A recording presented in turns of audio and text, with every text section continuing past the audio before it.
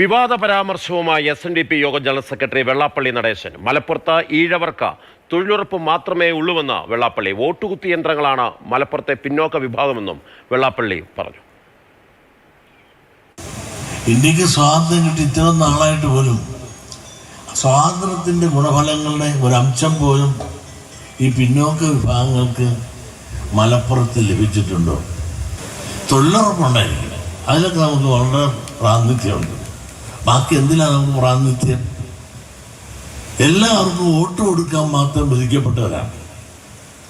വോട്ടുകുത്തി യന്ത്രങ്ങൾ vote bank രാഷ്ട്രീയമായി മാറിയ ഈ കാലഘട്ടത്തിൽ തകർന്നടിഞ്ഞത് ഇവിടുത്തെ പിന്നോക്കക്കാരൻ്റെയും സ്വപ്നങ്ങളാണ്. അരുൺ അമൃത്നാഥ് മലപ്പുറത്ത് നിന്ന് വിവരങ്ങളുമായി ചേരുന്നുണ്ട്. അരുൺ, ഒരു ജില്ലയെ മൊത്തം അധിക്ഷേപിക്കുന്ന തരത്തിലുള്ള വാക്കുകളും പരാമർശങ്ങളുമാണ് വെള്ളാപ്പള്ളിയുടെ ഭാഗത്തുനിന്നുണ്ടായത്. ഏത് സാഹചര്യത്തിൽ, എന്തുകൊണ്ടാണ്, ഏത് വേദിയിലാണ് ഇത് പറഞ്ഞത്?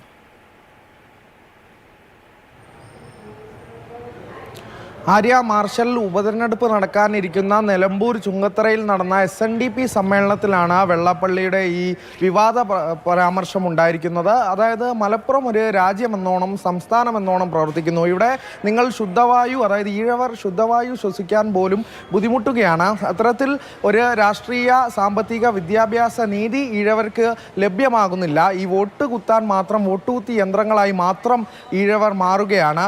ഇവിടെ ഒരു സംഘടിച്ചൊരു വോട്ട് ബാങ്ക് ആയാൽ മാത്രമേ ഒരു പരിഗണന ഉണ്ടാവൂ.